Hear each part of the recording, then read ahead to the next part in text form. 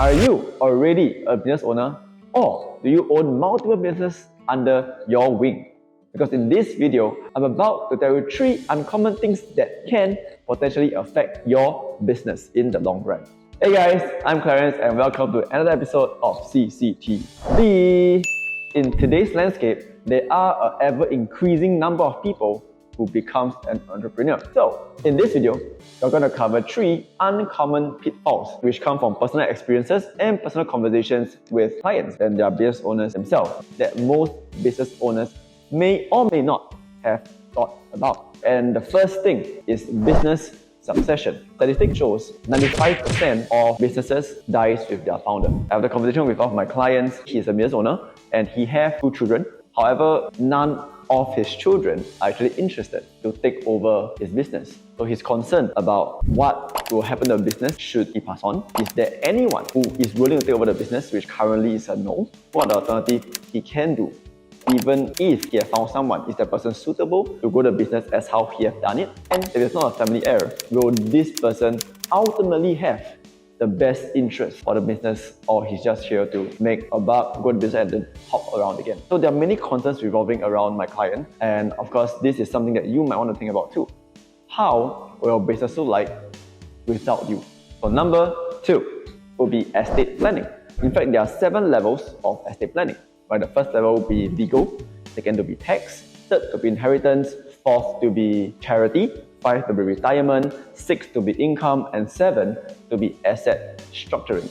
These are the 7 levels, and if you hold multiple businesses, this will be something that you want to think about. For example, for inheritance, you have multiple assets, multiple businesses, and let's say you have 3 children. How are you going to ensure you can equalize what you left behind for all of them? How can you ensure it doesn't cause any conflict, any family feud, any disputes, or any competition that they might face when you're not around? Next will be charity. Actually, I learned it from one of my clients of mine. He shared about impact investing. He shared that actually as a business, it's never a one-man job. Often it comes with a combination of support, opportunities, and people who really look out for you along the way, mentors who guided you, who brought you to where you are today. So impact investing is the idea of how the society have supported you and how are you going to give back to society. This is important to you because that actually creates an image and perception of partners and businesses to know what kind of business owners are you and how do you carry yourself as a businessman, or the values that you embody as a business person. Of course, on the very business point of view, it builds more brand loyalty with your customers. But in fact, there's a study that shows that 56% of the people are more inclined to purchase products and services from a company that invests on a charitable cause. On the psychological point of things, there's also a study shows that businesses are more appealing to customers if they know the cause of why the business started and what the business is doing. Right? They want to know that something for you. Have you done impact investing on your own? So these are just some examples. If you understand more in detail, feel free to let me know. And the third one, right, number 3, would be asset structuring. Asset structuring is something pretty relevant to us in the Asian culture. Comparatively to the other side of the world, we focus a lot more on how can we leave multi-generation wealth, or we call it a legacy.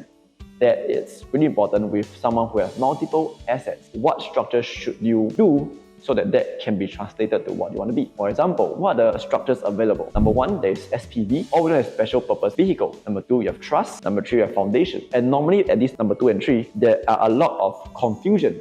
What are the difference? The key difference is foundation often are meant for more charitable intentions compared to trust. And for family office, that's number 4. Do you want to set up a family office? In Singapore, exclusive only to Singapore, you have this BCC structure. Number 5, do you want to set up holding companies? And number 6, does your area actually have special economic zones? Countries like India and Dubai have specific economic zones. They call it SBZ. So these are the different structures that can allow you to structure your assets properly. Now, which one do you adopt? Who have to be involved to make sure all this goes in place? What are the considerations? For example, for trust, if you adopt a trust, you may lose control of that asset with a trust. Is there a consideration that may affect your decision? So all these things will be really important in structuring your assets. To actually get all this involved, no one man is able to do everything. Some business owners have really shared with me, they have their lawyers, they have their accountants, bankers, tax planners, not one person that can do everything. So when I consult with my clients, usually I do have different arms and different specialists on board with me to craft that tailored solution for them. So along the way, these are things that you might want to consider if you own a business or again multiple businesses on your own. As I said earlier, 95% of the business dies with the founder. Do you want to be 95% that fails or the 5% that survives? So I hope this episode have give you a little bit more insight and things to look out for as a businessman. If you are interested in finding out more about this and crafting a plan for yourself, feel free to drop me a DM in any of my social media platforms and we can connect and see if you have a good fit. All these are attended courses, so shout out to my mentor who taught me this, and yeah, I'll see you next time.